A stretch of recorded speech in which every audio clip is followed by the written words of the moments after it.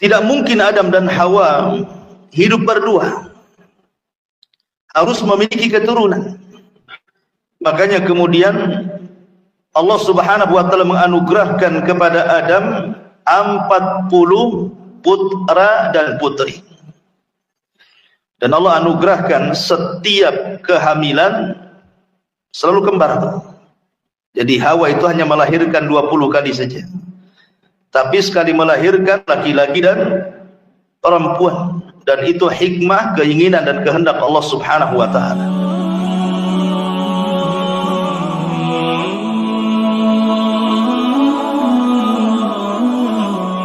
Murka kepada Nabi Allah Adam alaihi salatu wassalam dan juga istrinya Hawa. Dan sebelumnya Allah sudah murka kepada iblis. Maka Allah Subhanahu wa taala menurunkan 3 makhluk ini, semuanya ke bumi. Dan sudah saya ceritakan beberapa khilaf di mana mereka diturunkan. Ada yang mengatakan bahwa iblis diturunkan di lautan, makanya iblis membangun istananya di lautan berdasarkan hadis Nabi sallallahu alaihi wasallam bahwa istana iblis itu ada di lautan. Adapun Adam dan Hawa, ada yang mengatakan Adam diturunkan di Sri Lanka, di India. Dan adapun Hawa turun di Jeddah dan Adam turun di Sri Lanka. Kemudian keduanya dipertemukan. Bagaimana caranya? Yang satu di India, yang satu pula di Jeddah. Dalam riwayat Israiliyat ada yang mengatakan bahwa Allah Subhanahu wa taala turunkan Hajar Aswad. Hajar Aswad itu batu dari sorga. Dulunya putih dan bercahaya. Tetapi Nabi SAW mengatakan sawadathu banu Adam. Yang membuat batu yang sangat putih bercahaya itu menjadi hitam adalah Bani Adam. Apa maksudnya? Maksudnya dosa yang dilakukan Bani Adam sehingga menjadi batu itu berubah yang tadinya putih bercahaya menjadi hitam. Makanya disebut Hajar Aswad, batu yang sangat hitam. Lah ketika batu itu diturunkan dari sorga ke bumi, maka itu menandakan sebuah sinyal cahaya bahwa Adam alaihi salatu wassalam kalau ingin mencari Hawa, istrinya yang terpisah, carilah di titik cahaya itu. Begitu juga Hawa. Akhirnya kemudian berjumpalah di Arafah. Maka disebut Arafah karena saling mengenal. Maka daerah itu disebut Arafah. Di Arafah inilah kemudian Allah Subhanahu wa taala menurunkan kalimat yang pertama kali diturunkan Allah dan dibacakan oleh Adam dan Hawa. Kalimat apa itu? Kalimat taubat. Dan Allah Subhanahu wa taala berfirman, "Fatalaqqa Adamu mir rabbih kalimatin fataba alaihi innahu huwa tawwabur rahim." Maka Allah Subhanahu wa taala mengajarkan kepada Adam beberapa kalimat. Ada yang mengatakan kalimat ini adalah doa yang kita sering baca. Rabbana zalamna anfusana wa illam taghfir lana wa tarhamna lanakunanna minal khasirin. Doa pengakuan dosa dan permintaan ampun kepada Allah. Maka setelah Allah Subhanahu wa taala ampuni dosa keduanya, baru kemudian keduanya bertolak ke mana? Ke Ka'bah. Dan Ka'bah sebelumnya sudah dibangun malaikat. Dan Hajar Aswad diturunkan di situ. Maka tawaflah kemudian Adam dan Hawa di sekitar Ka'bah. Inilah yang menjadikan kemudian bahwa bumi pertama kali manusia beribadah adalah di sekitar Ka'bah.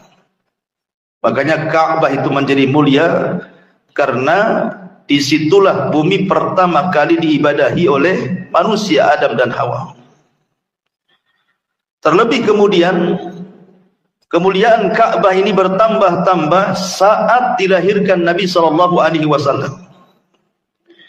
dan bertambah-tambah kemuliaannya saat diangkatnya Nabi menjadi Nabi dan Rasul, dan bertambah-tambah kemuliaannya saat Ka'bah kemudian dibebaskan dari segala jenis kesyirikan pada Fathu Mekah, dan bertambah-tambah kemuliaannya saat Ka'bah dijadikan kiblat bagi seluruh kaum muslimin, dan bertambah-tambah kemuliaannya saat seluruh manusia setiap tahun datang untuk melaksanakan haji.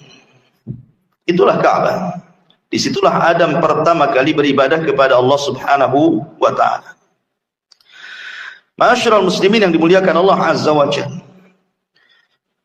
tidak mungkin Adam dan Hawa hidup berdua, harus memiliki keturunan.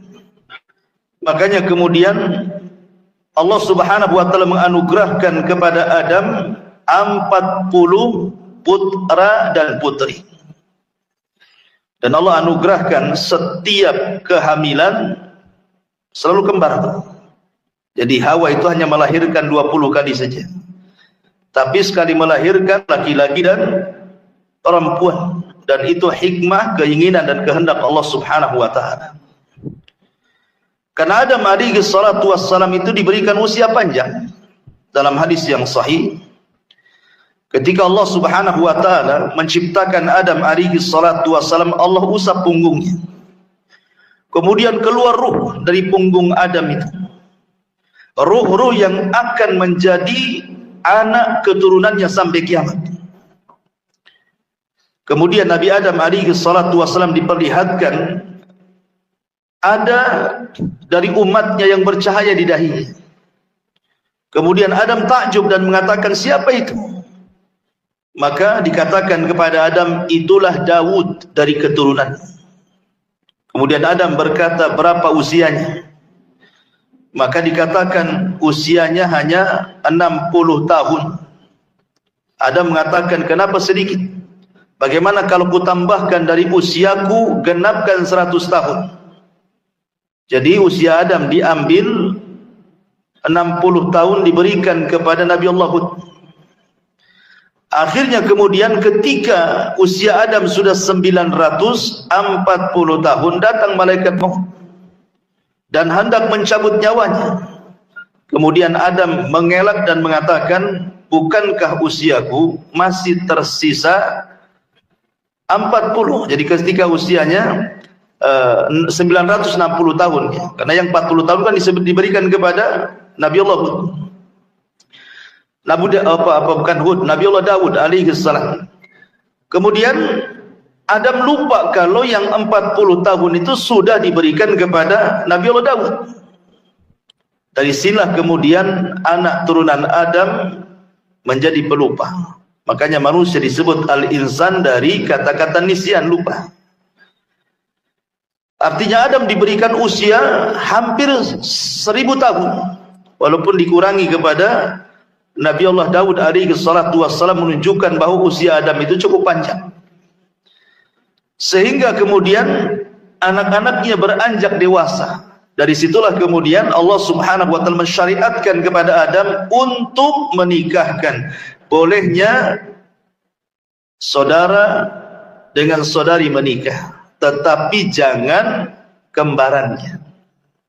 Boleh menikah antara saudara dengan saudari kandungnya, tapi syaratnya jangan kembarannya.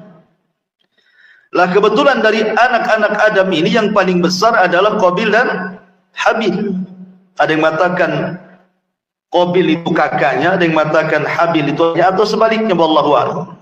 Karena tidak dijelaskan dalam Quran dan juga hadis Nabi sallallahu alaihi wasallam. Tapi yang jelas bahwa itulah yang dikisahkan dalam Al-Quran, di mana Allah Subhanahu wa ta'ala kemudian memerintahkan Adam untuk memerintahkan putra putrinya menikah, karena tidak ada orang lain masalahnya. Akhirnya kemudian Qabil disuruh menikah dengan kembarannya Habil, dan Habil disuruh menikah dengan kembarannya Qabil. Dari sini iblis datang dan menggoda Qabil dan mengatakan, wahai Qabil, lihat kembaran Habil itu tidak cocok untukmu, kurang cantik, tapi lihat kembaranmu cantik. Akhirnya kemudian Qabil pun terpengaruh dengan syaitan, kemudian ditanamkan hasad. Makanya para ulama mengatakan seperti Imam Ibnul Qayyim rahimahullahu ta'ala, bahwa penyakit hati yang pertama kali muncul di langit dan muncul di bumi adalah hasad. Adapun di langit hasadnya iblis kepada Adam, adapun di bumi hasadnya Qabil kepada Habil. Makanya kenapa hasad itu sangat bahaya dalam Islam, sampai Nabi SAW mengatakan, iyyakum wal hasad, hati-hati kalian jangan hasad, karena hasad itu bisa membakar pahala kalian seperti api membakar kayu bakar, kata Nabi. Ma'asyiral muslimin yang dimuliakan Allah Azza wa Jalla. Akhirnya kemudian Qabil pun marah. Dia datang kepada saudaranya Habil, mulailah mengancam, kalau engkau tetap mengambil sembahku, la aqtulannak, saya akan bunuh kamu. Tapi Habil adalah orang baik. Dia mewarisi sifat-sifat Nabi Adam alaihi salatu wassalam. Tentu kalau kita punya anak banyak, mungkin kita punya anak 5 atau 6 atau 7, tentu di antara anak-anak kita itu pasti ada yang salah satunya yang kita sukai. Mungkin kecerdasannya, mungkin ketampanannya, pasti adalah. Pasti hati kita itu cenderung kepada salah satu dari mereka.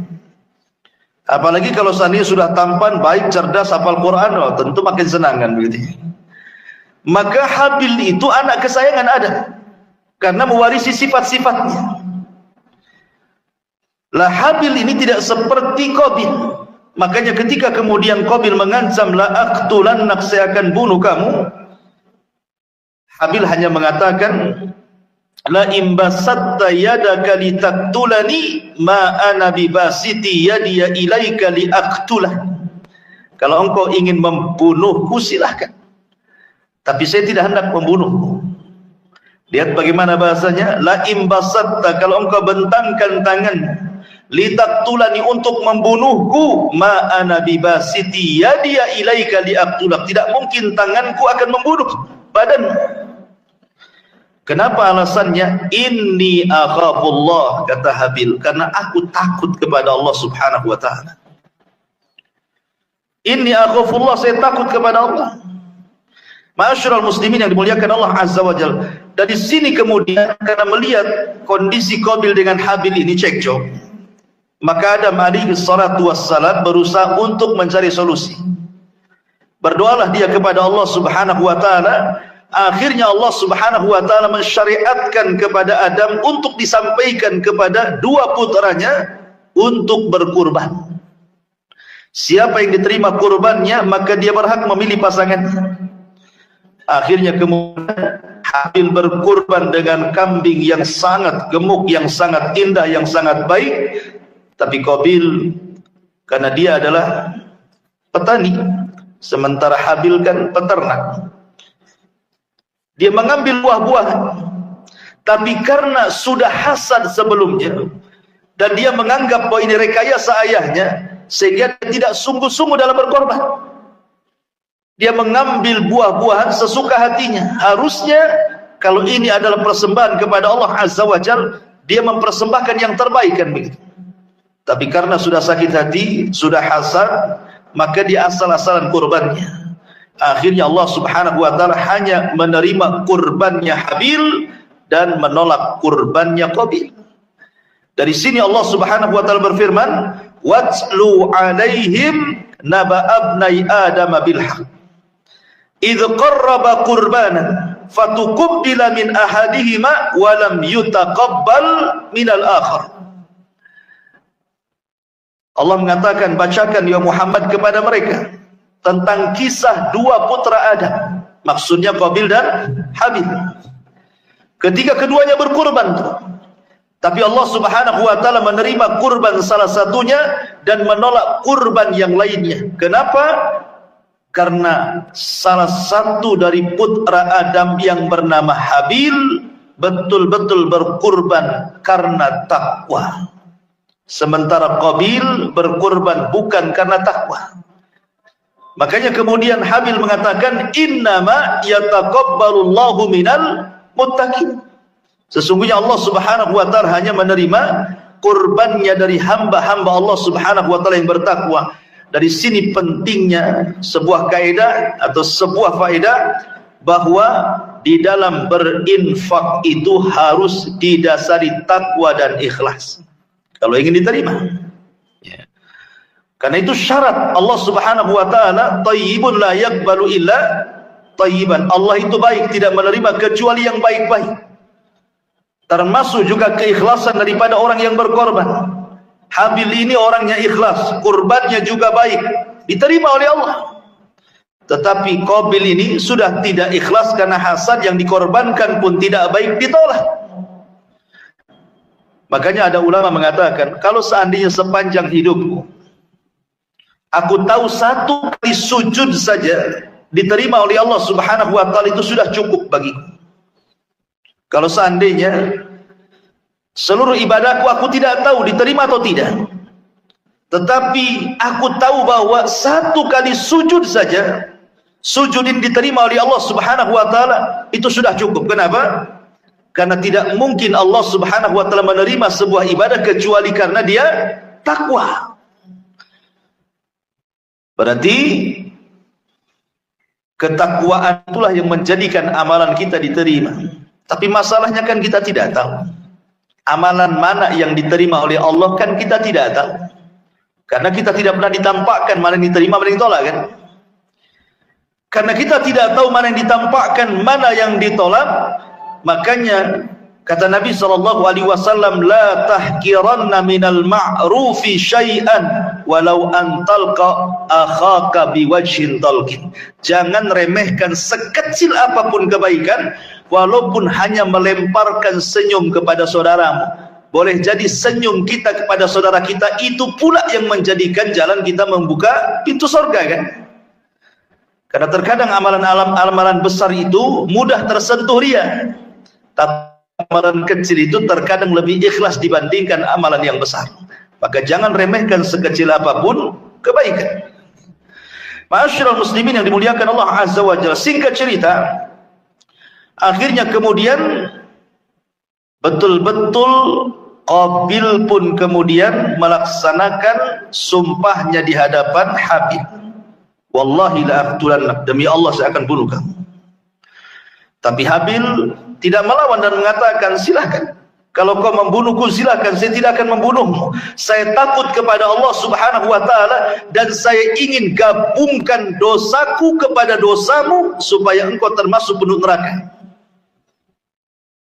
Bahasanya apa kata Qabil atau kata Habil kepada Qabil? Dia mengatakan, inni uridu an tabu'a bi itsmi wa itsmika fatakuna min ashabin nar wa dzalika jazaa'u zalimin. Sesungguhnya saya hanya mengharap dosaku ditumpukan dengan dosamu biar engkau termasuk penduduk neraka. Jadi alasan Habil kenapa tidak melawan, satu, karena takut kepada Allah. Dua, biar dosanya digabungkan dosa orang yang membunuhnya sehingga dia masuk surga dan orang yang membunuhnya masuk neraka. Dari sini ada faedah ma'asyiral muslimin yang dimuliakan Allah Azza wa Jalla. Kalau kita cerita masalah pembunuhan, ada al-qatil wal maqtulu finnar. Orang yang membunuh dan orang yang dibunuh dua-duanya masuk neraka.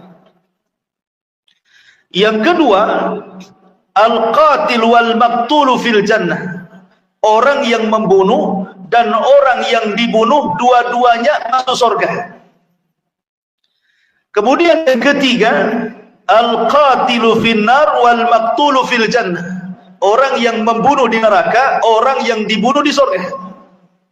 Kemudian yang keempat, al-qatilu fil jannah wal maqtulu finnar. Orang yang membunuh di surga, orang yang dibunuh di neraka. Bagaimana gambarannya? Yang pertama, al-qatilu wal maqtulu finnar. Orang yang membunuh dan yang dibunuh di neraka.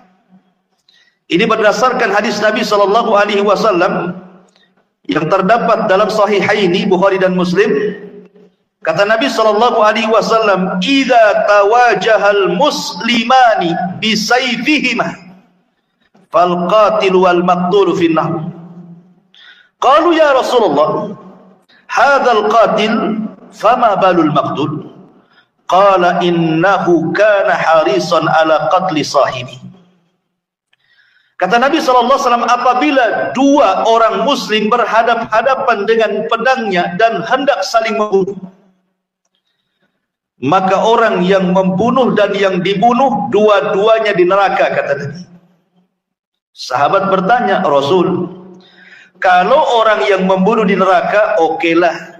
Tapi kalau orang yang dibunuh di neraka, macam mana caranya?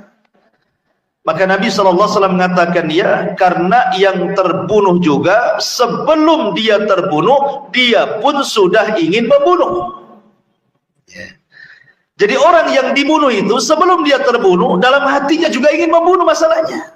Jadi sama punya keinginan membunuh, cuma satunya apes saja kan itu ya. Satunya apes dia, makanya dia yang terbunuh. Tapi dua-duanya masuk neraka. Ini gambaran yang pertama. Gambaran yang kedua, al-maqtul, al-qatilu wal-maqtulu fil jannah. Orang yang membunuh dan orang yang dibunuh dua-duanya masuk surga. Al-Imam Muslim meriwayatkan dalam sahihnya dari Abi Hurairah radhiyallahu anhu, di mana Allah Subhanahu wa taala, yadhaqullahu ila rajulain yaqtulu ahaduhum al-akhar kilahuma yadkhulul jannah. Allah tertawa kepada dua orang laki-laki, salah satunya membunuh yang lainnya, tapi dua-duanya dimasukkan ke dalam surga. Faqalu, sahabat bertanya, kaifa ya Rasulullah, bagaimana tuh gambarannya, yang membunuh dan yang dibunuh dua-duanya masuk surga? Maka Nabi SAW memberikan gambaran, yuqatilu hadza fi sabilillah. Ketika terjadi perang antara muslim dan kafir, yang muslim ini kemudian mati gugur. Orang yang mati dalam pertempuran mati syahid, masuk surga. Tsumma yatubullahu 'alal qatil. Tiba-tiba kemudian yang membunuhnya taubat, masuklah dia ke dalam Islam. Kemudian fayuqatilu fi sabilillah fayustashhad, maka dia pun kemudian setelah masuk Islam ikut perang lagi, tetapi di kubu orang Islam dia pun gugur juga, mati syahid. Maka dua-duanya di sorga, kata Nabi. Itulah al-qatil wal maqtulu fil jannah, yang membunuh dan yang dibunuh masuk sorga. Yang ketiga, orang yang membunuh di neraka dan orang yang dibunuh di sorga. Sama seperti orang dalam jihad. Orang kafir membunuh orang Islam. Orang Islam yang dibunuh dalam peperangan syahid. Yadkhuluna al-jannah bighairi hisab, masuk surga tanpa hisab. Kemudian yang membunuh orang kafir ini, yang membunuh orang kafir setelah membunuh orang Islam, dia pula terbunuh juga dia. Saling bunuh-bunuhan kan? Tapi yang satu orang kafir, yang satu muslim, dua-duanya mati dalam jihad. Maka yang kafir ini masuk neraka karena kekafirannya. Yang muslim masuk surga karena kesyahidannya. Itulah al-qatilu finnar wal maqtulu fil jannah. Orang yang membunuh di neraka, orang yang dibunuh masuk surga. Kemudian yang terakhir kebalikannya, al-qatil fil jannah wal maqtulu finnar. Orang yang membunuh masuk surga, orang yang dibunuh masuk neraka. Sama-sama saat jihad juga. Di mana orang Islam membunuh orang kafir, selesailah dia, orang kafir masuk neraka. Kemudian orang yang membunuh ini terus dia di atas keislaman sampai dia mati, maka dia masuk surga. Masyarul muslimin yang dimuliakan Allah Azza wa Jalla. Adapun kasusnya Qabil dan Habib, Ini masuk pada gambaran yang pertama, kasusnya Qabil dan Habil. Kenapa Habil ini masuk surga dan Qabil masuk neraka? Karena yang ada keinginan membunuh itu siapa? Qabil. Habil itu tidak ada keinginan membunuh. Kalau seandainya Habil ada keinginan membunuh, masuk sabda Nabi, dua-duanya neraka. Tetapi Habil itu tidak ada keinginan membunuh. Dari mana kita tahu?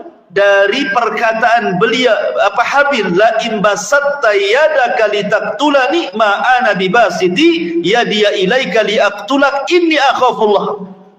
Kalau engkau ingin membunuh silahkan, tapi saya tidak akan membunuhmu karena saya takut kepada Allah. Dari situ Habil tidak ada keinginan untuk membunuh. Maka Habil masuk surga, Qabil masuk neraka.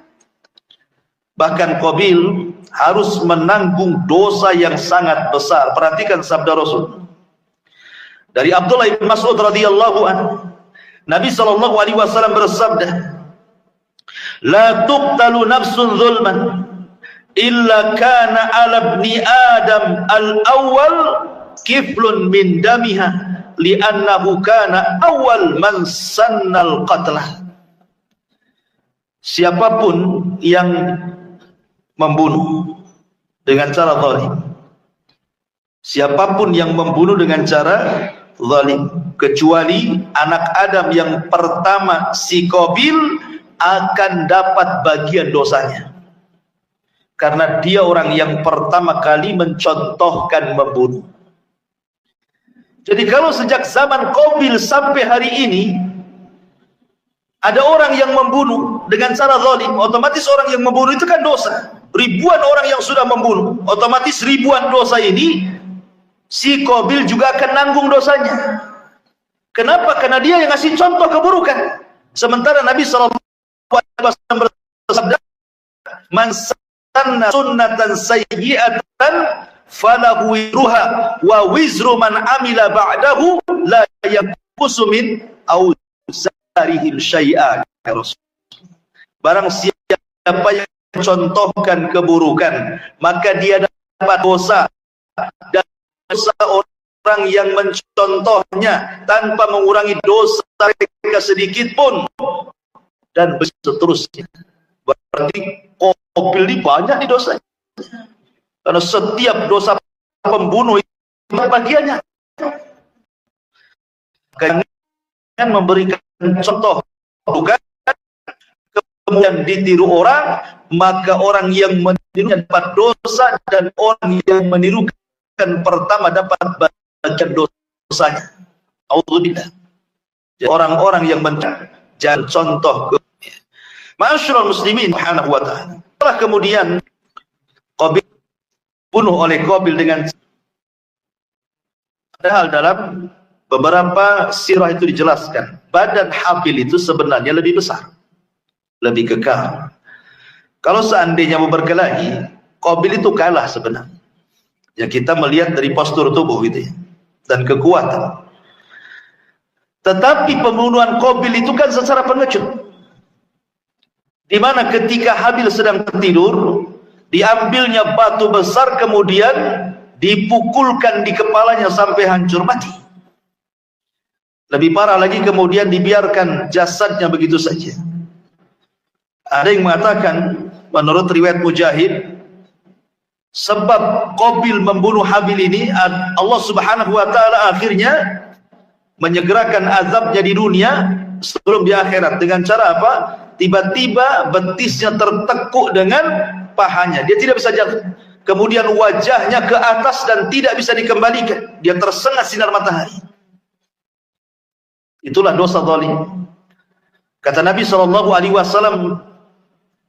tidak ada dosa, kata Nabi SAW, ma min dzambin ajjalallahu uqubatahu fid dunya qabla al-akhirah al-baghyu wa qati'atur rahim. Tidak ada dosa yang disegerakan balasannya di dunia sebelum akhirat kecuali kezaliman dan pemutus silaturahim. Allah segerakan. Ya, hati-hati dua dosa ini, melakukan kezaliman pada orang ataupun memutus silaturahim. Makanya Imam Zahabi rahimahullahu ta'ala menyebutkan di dalam kitab Al-Kabair, dosa-dosa besar. Kitabnya judulnya Al-Kabair, Imam Zahabi menceritakan tentang seseorang yang melakukan kezaliman.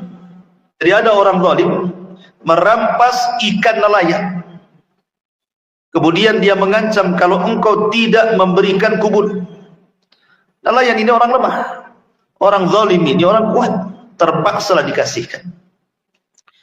Kemudian sang zalim ini dengan bangganya, dengan sombongnya membawa ikan itu bawa pulang. Tidak sadar di tengah jalan ikan yang mati Allah hidupkan tiba-tiba menggigit jarinya. Dia rasa gigitan itu biasa saja, hanya berdarah sedikit, ya sudah biasa saja, pulang ke rumah.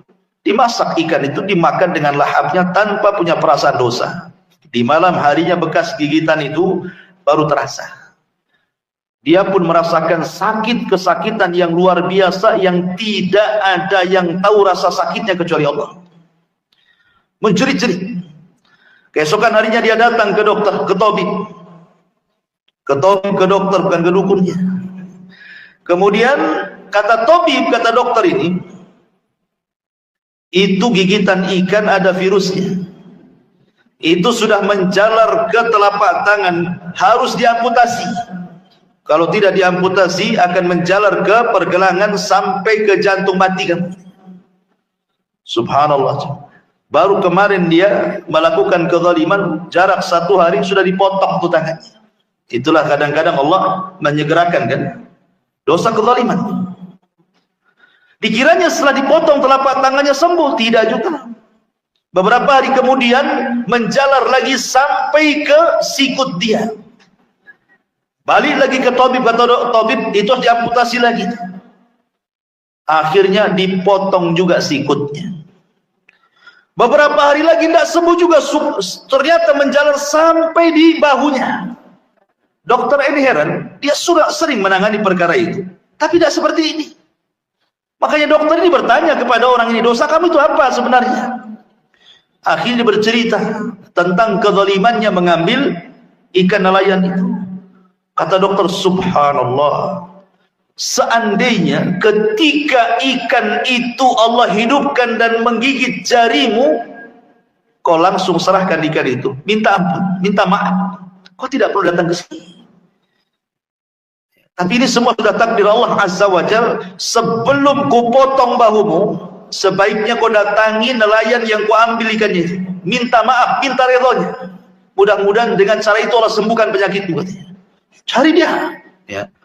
Setelah ketemu, akhirnya dia mengatakan, samihni ya fulan, maafkan dosa-dosaku wahai fulan. Lah ini bingung, siapa orang ini? Kemudian diceritakan, saya seorang orang zalim yang telah mengambil ikanmu pada waktu-waktu yang kemarin-kemarin, tolong maafkan saya. Akhirnya kemudian karena melihat kondisinya yang ya maafkanlah sang nelayan.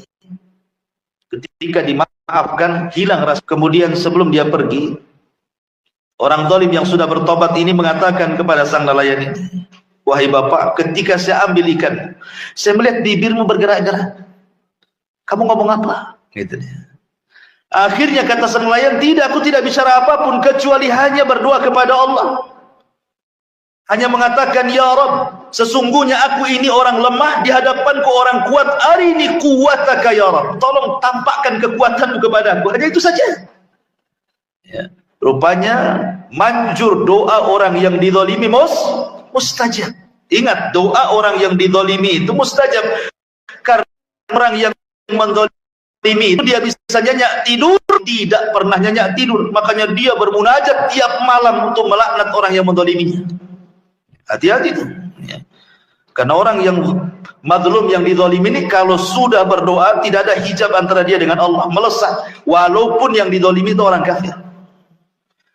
Masyarul muslimin yang dimuliakan Allah Azza wa Jalla, akhirnya setelah dimaafkan dan dia pun menyesal, maka dia pun hendak datang ke dokter tadi.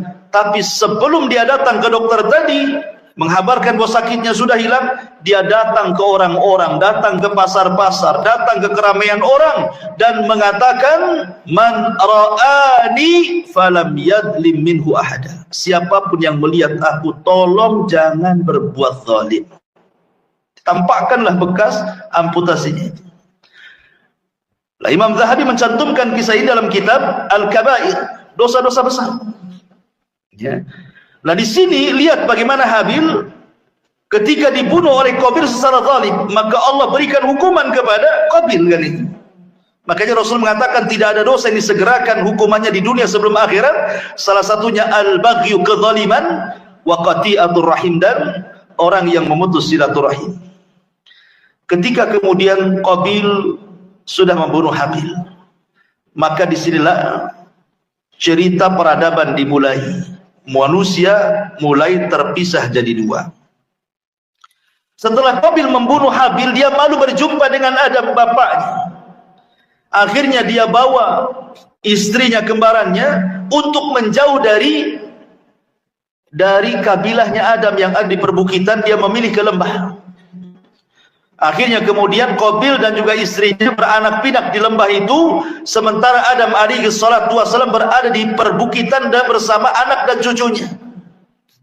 Disitulah kemudian terpisah antara dua kabilah, kabilah Adam dan kabilah Qabil, satu di bukit, satu di lembah. Dan Adam mulai memberlakukan tidak boleh orang bukit kemudian turun ke bawah.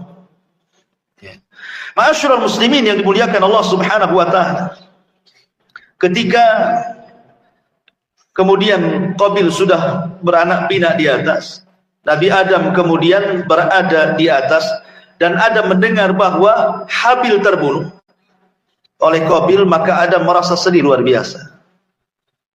Uznan hazanan syadid. Jadi sedih sekali.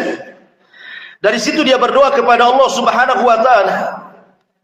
Tiba-tiba kemudian Allah Subhanahu wa taala merintahkan Adam untuk menggauli Hawa, dan Hawa pun kemudian mengandung kembali. Rupanya Allah Subhanahu wa taala hendak menghibahkan, menghadiahkan kepada Adam pengganti Habil. Maka lahirlah kemudian seorang anak yang disebut dengan hibatullah, hadiah dari Allah sebagai pengganti Habil. Siapa namanya? Syith alaihi salam. Dialah kemudian yang akan menjadi nabi setelah Adam. Namanya Nabiullah Syith. Pakai shin besar, shin besarnya sa, Syith namanya. Alaihi salam. Itulah nabi kedua setelah Adam, sebelum Idris. Lah Nabi Allah Syith ini, ikhwatu fillah yang dimuliakan Allah Subhanahu wa taala, dijelaskan bahwa dia diberikan sahifah. Awalnya dia mengikuti syariatnya Adam alaihi salatu wassalam, tetapi setelah kemudian besar, Nabi Syith kemudian diberikan kitab oleh Allah Subhanahu wa taala berupa suhuf. Dan itu digambarkan dalam sebuah riwayat di mana dijelaskan oleh para ulama, di antaranya riwayat Imam Ibn Hibban dari hadis Ibrahim ibn Hisham dari Yahya ibn Yahya al-Ghassani. Dia mengatakan, haddatsana abi, telah menceritakan kepada kami bapakku, an jaddi, dari kakekku, an Abi Idris al-Khawlani, dari Abi Idris al-Khawlani, an Abi Dzar al-Ghifari, dari sahabat Abi Dzar al-Ghifari radhiyallahu anhu. Dia mengatakan, dakhaltul masjid, kata Abi Dzar, aku masuk ke masjid Nabi. Fa idza Rasulullah sallallahu alaihi wasallam jalisun wahdah, aku melihat Rasul sedang duduk sendirian. Maka aku hampiri Rasul. Kemudian kata Abi Dzar, dia mengatakan, ya Rasulullah, kam kitaban anzalallahu. Rasul, berapa sih kitab yang Allah turunkan itu? Maka Nabi SAW mengatakan, mi'atu kitabin wa arba'atu kutubin. Allah turunkan 100 suhuf dan 4 kitab. 100 suhuf dan 4 kitab. Kemudian kata Rasulullah SAW, unzila ala Syith 50 sahifatan wa unzila ala Akhnuh. Akhnuh itu maksudnya Idris. 30 sahifatan wa unzila ala Ibrahim asyru wa unzila ala Ibrahim asyru sahaif wa unzila ala Musa qabla Taurati asyru sahaif wa unzilat Taurat wal Injil waz Zabur wal Furqan. Kata Nabi SAW, Allah turunkan 100 suhuf dan 4 kitab. Diturunkan kepada Nabi Syith 50 suhuf. Diturunkan kepada Idris 30 suhuf.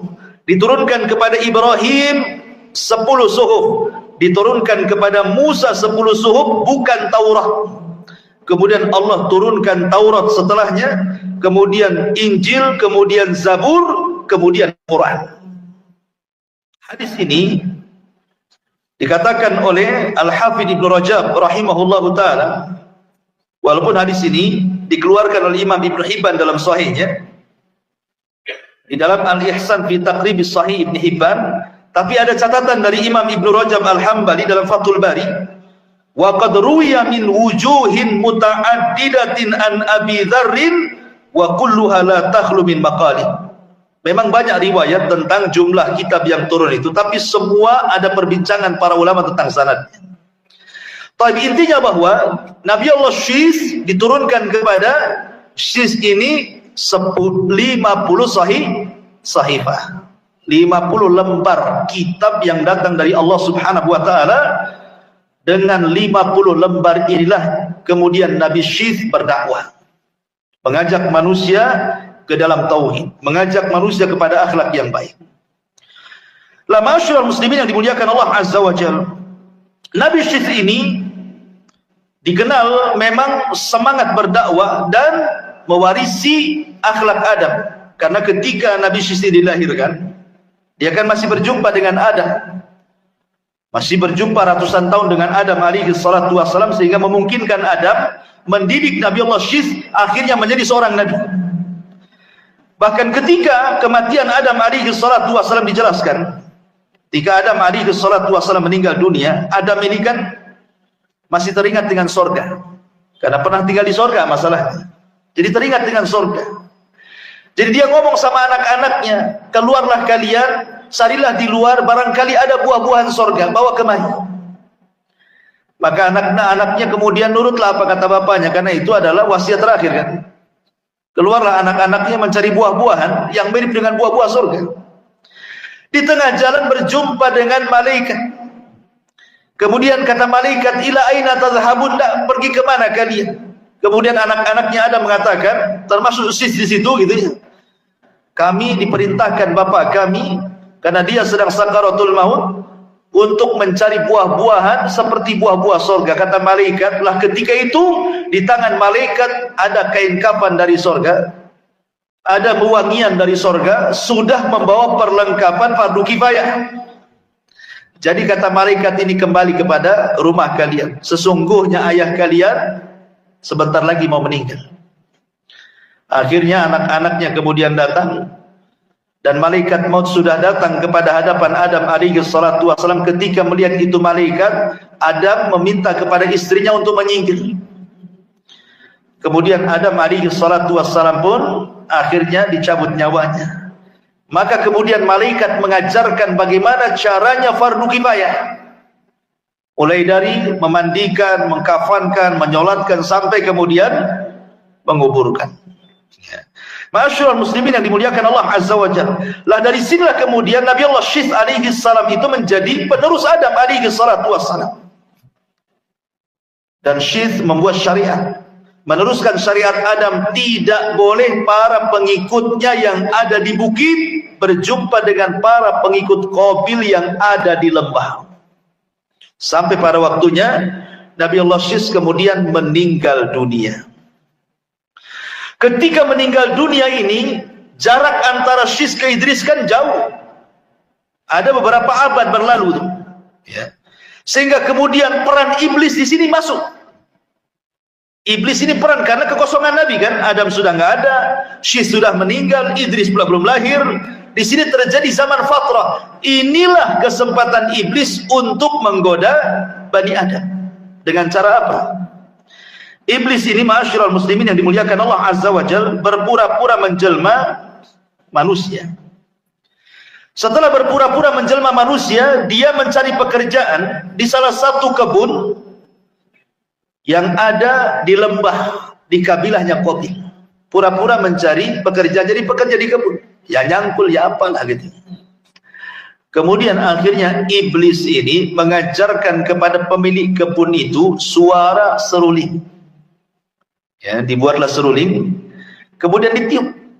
Dan itu belum pernah ada suara-suara bunyi-bunyi kayak begitu. Akhirnya kemudian sukalah ini pemilik kebun ini. Kemudian akhirnya diundanglah kawan-kawannya. Akhirnya iblis pun kemudian meniupkan seruling-seruling itu. Akhirnya suara seruling itu dijadikan pesta tahunan oleh kabilah Habil ini. Kalau mereka pesta, mereka akan meniup seruling. Makanya Rasul mengatakan mizmar min mazamiri syaitan. Seruling itu dari suara-suara syaitan, kan itu riwayatnya. Jadi akhirnya suara seruling yang ada di bawah ini sampailah ke ada di bukit. Ya, di bukit itu. Yang laki-lakinya penasaran, ada apa sih suara-suara gaduh di bawah itu? Mulailah turun. Anak-anak muda dari atas 1-2 itu ngintip, ada apalah suara gaduh di bawah itu.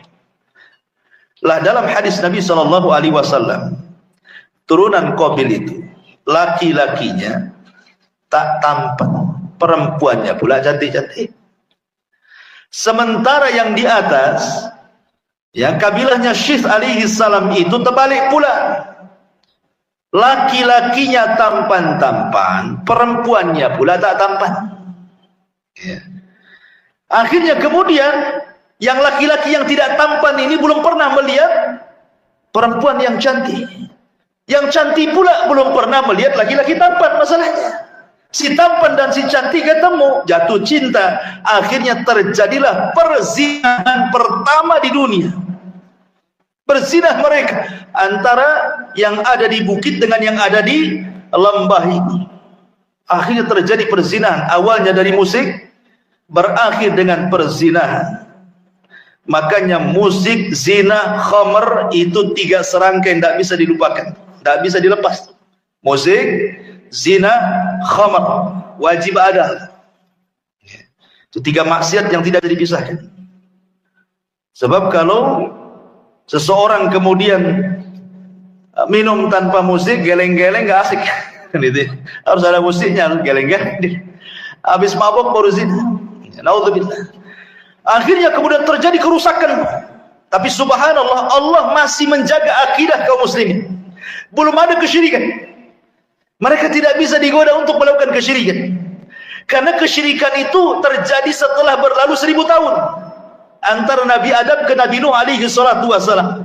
Di zaman itu kalau maksiat ada, ya, maksiat musik, maksiat perzinahan, minum khamar itu ada di situ.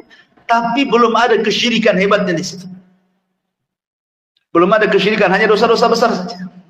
Akhirnya semakin rusak, makin sedikit yang baik yang di atas, makin banyak pula yang jahat di bawah.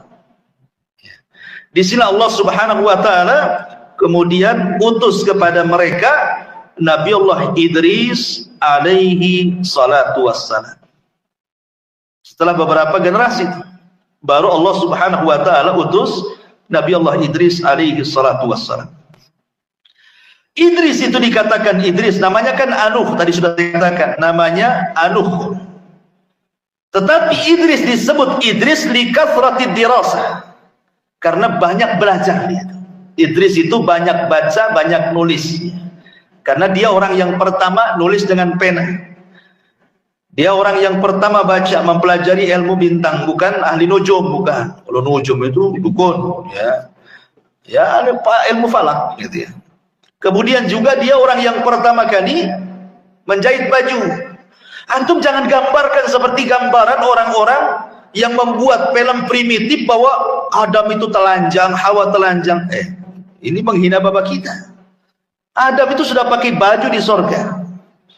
Kemudian ketika diturunkan ke bumi juga Allah katakan di dalam Al-Quranul Karim, ya bani Adam qad anzalna alaikum libasan yuwari sawatikum warisan walibasut taqwa dzalika khair.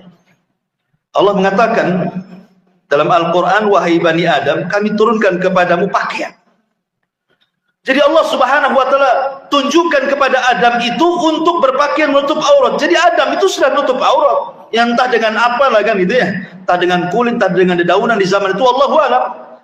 Tapi kemudian jangan kemudian digambarkan Adam itu kemudian telanjang pakai koteka saja, enggak gitu. Ya. Ma'asyiral muslimin yang dimuliakan Allah Azza wa Jalla, Adam berpakaian, Hawa juga berpakaian. Ya cuma ditutup dengan dedaunan dan begitu seterusnya gitu. Karena ada orang yang kemudian membuat film Adam Hawa semua dua-duanya telanjang. La ilaha illallah. Ya. Ma'asyiral muslimin yang dimuliakan Allah Azza wa Jalla, maka kembali ke kisah Idris. Jadi ketika Nabi Allah Idris alaihi salatu wassalam kemudian diutus, maka Idris berusaha memperbaiki kondisi. Bagaimanapun yang dihadapi Idris ini berat sekali. Karena masalahnya keburukan sudah menyebar kan, lebih banyak dibandingkan kebaikan.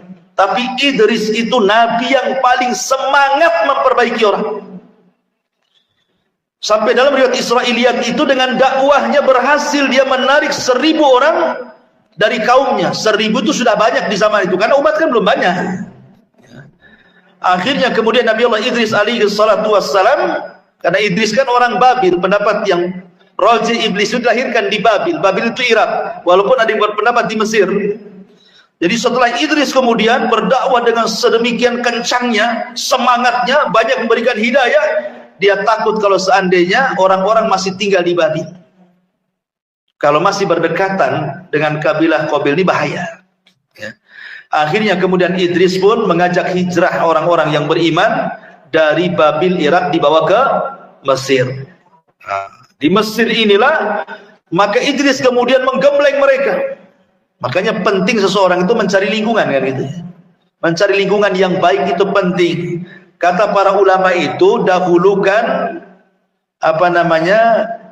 al-jar qabla dar gitu. Dahulukan al-jar qabla ada, dahulukan tetangga sebelum rumah. Jadi kalau antum ingin cari rumah, ingin beli rumah, ingin sewa rumah, dahulukan tetangga sebelum rumah. Lihat tetangganya, jangan lihat rumahnya dulu. Ya. Dari mana dalilnya? Dari Al-Quran dalilnya. Ketika istrinya Fir'aun, Asya bintu Muzahib, sebelum meninggalnya, dia berdoa kepada Allah Subhanahu wa ta'ala. Apa doanya?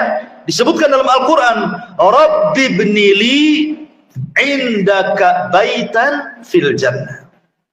Ya Rabb, bangunkan di sisimu satu rumah di surga.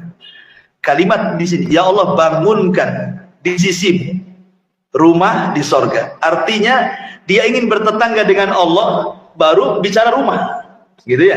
Dari sini ada kaidah bahwa hendaklah mendahulukan tetangga sebelum rumah. Jadi kalau cari perumahan itu lihat tetangganya. Muslimkah tidak muslim? Ada masjidkah tidak ada masjid? Macam mana kondisinya, mayoritas muslim, banyak ahli sunnahnya atau syiahnya? Dilihat di situ, ya. Tetap kita meragakan tetangga, tapi di zaman sekarang kan nggak peduli. Kalau bisa cari rumah yang nggak ada tetangganya kan? Ya nggak ada tetangganya. Yang jauh-jauh rumahnya di sini rumah, nanti di sana lagi rumah. Kadang-kadang sesama tetangga nggak kenal, sampai mati nggak kenal.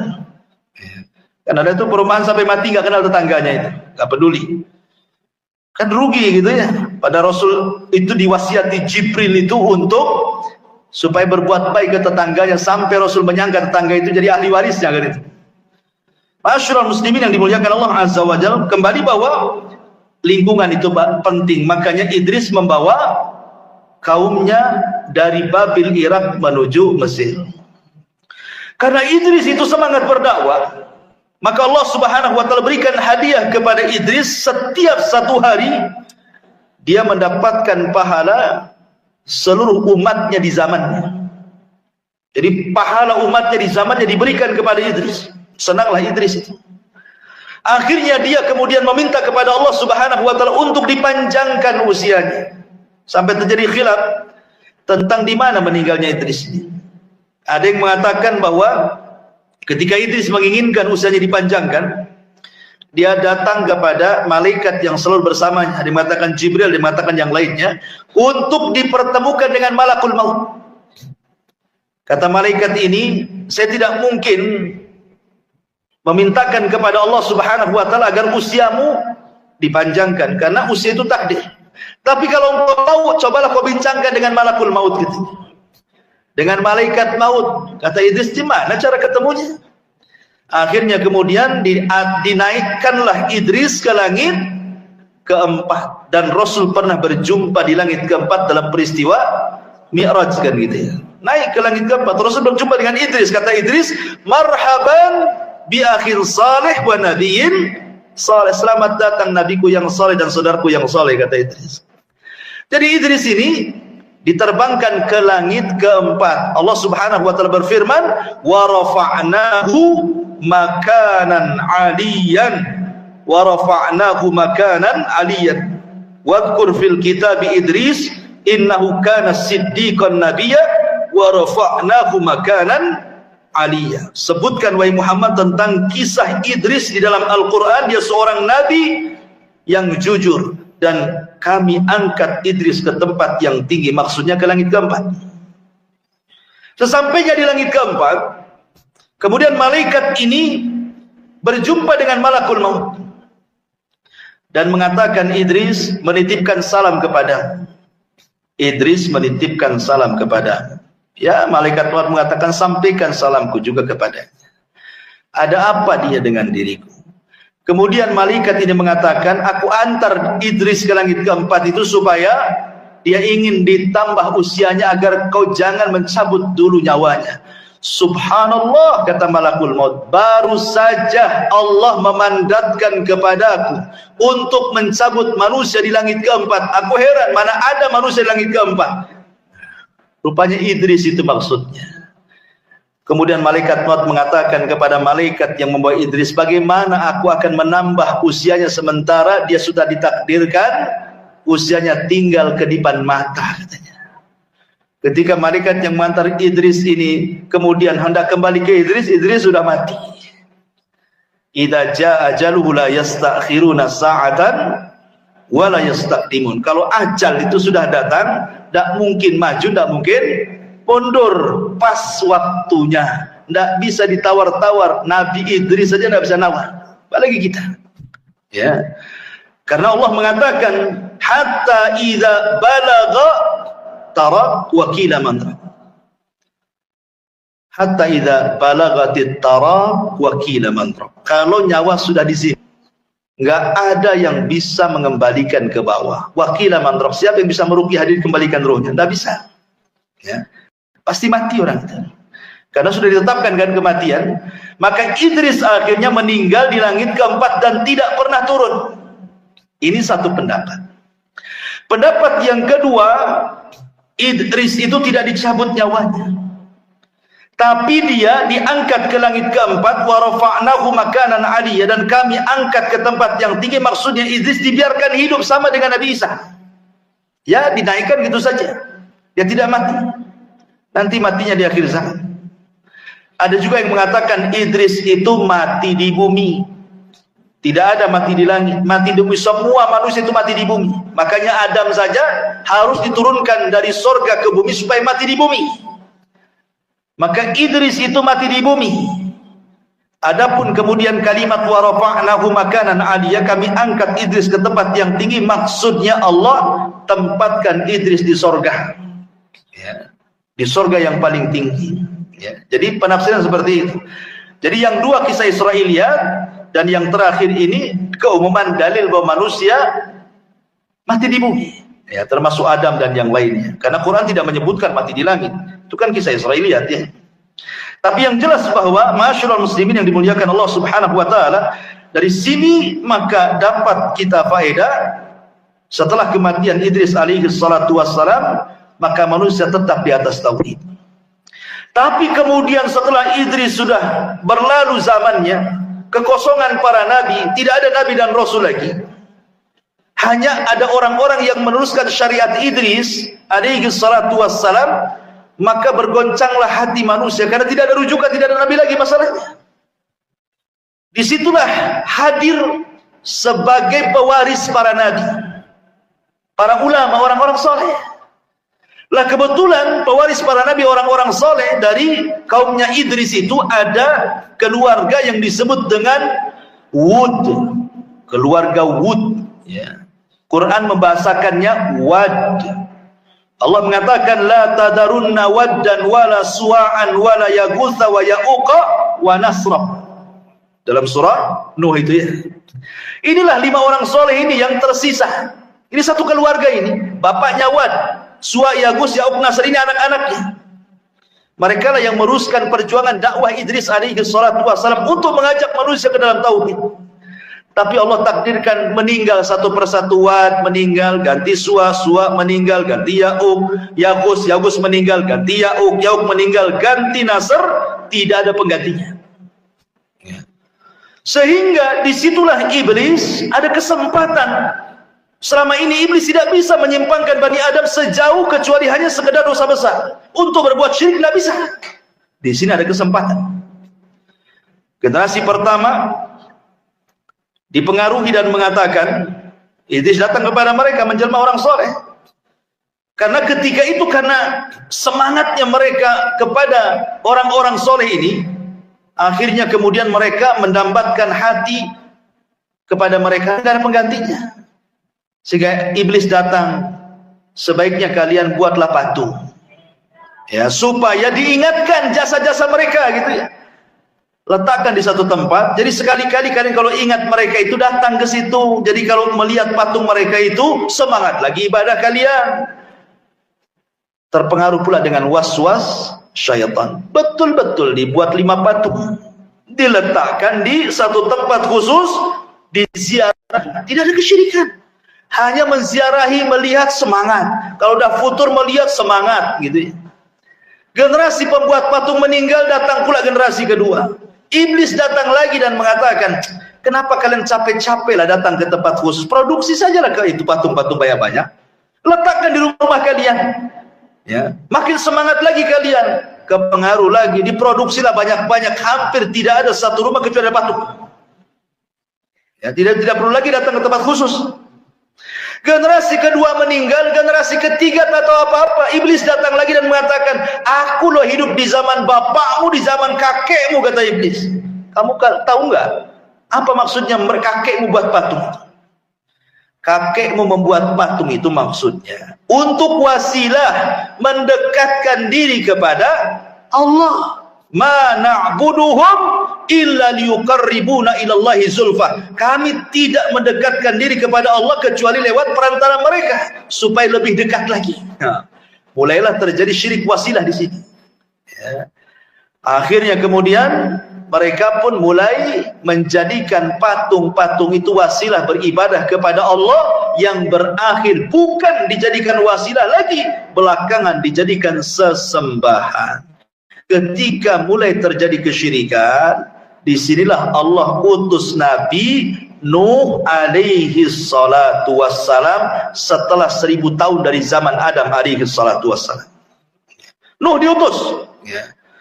Lah Nuh ini luar biasa perjuangannya, ikhwatu fiddin, dan satu-satunya nabi yang diberikan usia lebih panjang dari bapaknya sendiri, maksudnya kakeknya Adam alaihi salatu wassalam. Dari semua manusia Nuh paling panjang sendiri itu usianya. Ada yang mengatakan 1870, ada yang mengatakan 1500, ada yang mengatakan 1400, pokoknya di atas 1000 lah itu khilafnya. Sehingga Nuh ini berjumpa dengan berbagai macam generasi, karena Nuh itu panjang usianya kan itu. Makanya Al-Quran sendiri ketika menjelaskan tentang dakwahnya Nabi Nuh itu kan disebutkan alfasanatin illa khamsina ama, dakwahnya saja 1000 tahun dikurangi 50 tahun alias 950 tahun. Tetapi hidayah milik Allah, setiap 20 tahun sekali cuma satu pengikutnya. Jadi selama itu tidak banyak pengikutnya ya. Akhirnya kemudian sudah Nuh itu sudah terlampau lama berdakwah ya kan, 950 tahun, tidak pun ada juga yang menerimanya. Malah semakin berani kaumnya hendak membunuhnya. Disinilah Nuh alaihi salatu wassalam berdoa kepada Allah, Rabbi inni maglubun fantasir. Ya Rabb, aku sudah mau dikalahkan kaumku, tolong aku. Maka Nuh alaihi salatu wassalam berdoa, maka Allah subhanahu wa ta'ala berikan mukjizat kepada Nuh berupa kapal. Ada yang mengatakan, namanya riwayat Israiliyat, kapal itu ditanam oleh Nuh. Dari biji kemudian tumbuh 100 tahun, setelah 100 tahun diserut, setelah 100 tahun berikutnya 40 tahunnya membuat kapal. Ini cerita Israiliyat Ya kan? Kalau Quran tidak mengatakan seperti itu. Quran itu yang mengatakan ya Allah turunkan kapal gitu saja. Ya. Allah turunkan bahan-bahannya, kemudian Nuh merangkainya. Jadi bukan diambil dari hutan, enggak. Makanya ada sebagian ulama salaf mengatakan ada makhluk-makhluk Allah itu yang tidak diciptakan dari yang lainnya. Maksudnya seperti hewan dari ibu bapaknya, tidak. Dia langsung ada. Seperti untanya Nabi Soleh, enggak ada ibu bapaknya, langsung keluar dari batu kan gitu ya. Kemudian yang kedua tongkatnya Musa, langsung turun dari surga. Kemudian kapalnya Nabi Nuh, ada yang mengatakan seperti itu. Wallahu a'lam. Ya. Intinya bahwa mujizat Nabi Nuh itu membuat perahu. Disitulah terjadi sukhriyah. Karena Nuh kan sudah tidak berdakwah lagi ya. Karena dia langsung manut dengan Allah, disuruh merangkai kapal, dia rangkai. Disinilah kemudian terjadi mulai cemoohan-cemoohan dari kaumnya dan mengatakan, ya Nuh, dulu engkau seorang nabi, kok sekarang jadi tukang kayu? Gimana ceritanya katanya? Jadi diolok-olok gitu ya. Apa sudah resign jadi nabi, kok sekarang jadi tukang mebel gitu? Dibuat diolok-olok ya kan, nggak tahu kalau itu adalah perintah Allah. Setelah pada waktunya Allah Subhanahu wa taala meminta Nuh untuk memasukkan hewan yang berpasang-pasangan, kemudian juga burung-burung dan juga manusia yang beriman, anak-anaknya kecuali istri dan anaknya Kanan yang kufur. Disitulah terjadi banjir bandang tupan yang luar biasa. Maka tidak ada manusia yang hidup kecuali tenggelam. Yang selamat satu dunia itu hanya di perahu Nuh. Makanya Nuh disebut Abul Bashar Ats-Tsani, bapak manusia kedua setelah Adam. Kenapa? Karena tidak ada populasi manusia kecuali yang di kapal itu masalahnya. Yang di kapal itu pun yang mendapatkan berkah dari Allah, keturunan manusia dari 3 putra Nuh, Syith, Syam, Ham, dan Yafis. Nuh itu punya 4 putra, Syam, Ham, Yafis, Kan'an. Kan'an ini kufur sendiri. Sampai ketika Kan'an ini memilih agama ibundanya. Terkadang hati-hati kalau punya istri, anak kadang-kadang terpengaruh kan. Si Kan'an ini ikut ibunya dia. Ya. Makanya ketika kemudian Nuh alaihi salatu wassalam mengatakan irkam ma'ana, masuk ya Kan'an. Apa kata Sa'awi ila jabal? Tidak perlu, saya akan naik ke gunung. Nggak akan sampai itu banjir itu ke atas gunung. Naik dia ke gunung. Tapi Nuh mengatakan la asimal yaum, tidak ada yang selamat wahai Kan'an. Tidak akan selamat. Masuk. Nuh masih berhajat bahwa Kan'an masuk ke dalam kapalnya bisa didakwai dapat hidayah kan itu. Karena sayangnya Nuh kepada anaknya tuh. Tapi Allah Subhanahu wa taala mengatakan innahu laisa min ahlik, dia bukan keluargamu. Pergi. Ditinggallah. Ya. Tenggelam mati dia. Akhirnya ketika perahunya bersandar di Bukit Judi Irak, kemudian turun gitu ya, maka dari cikal bakal manusia dari 3 keturunan itulah yang melahirkan banyak manusia, Syith, Ham, Syam, dan Yafis. Dari sinilah semua umat manusia kembali kepada 3 nasabnya putra Nuh. Ya. Maka dari putra Nuh ini kemana-mana muncullah para nabi setelahnya. Ada Ibrahim, ada Hud, ada Saleh, ada Syuaib, ada nabi-nabi Bani Israel, sampai kepada Rasul kita Muhammad sallallahu alaihi wasallam. Inilah rangkuman bagaimana Allah Subhanahu wa taala mengutus para nabinya dari bapak kita Adam alaihi salatu wassalam.